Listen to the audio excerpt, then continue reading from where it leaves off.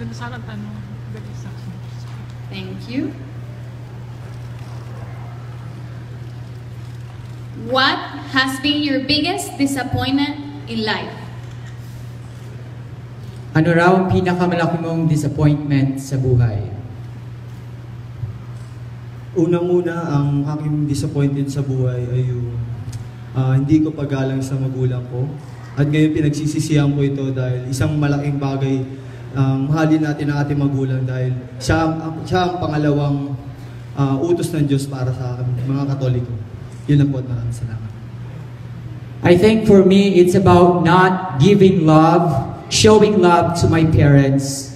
And now what I'm doing, I'm trying to show how much I love my parents. And that's one of that we can find in the Bible as given by God. Thank you.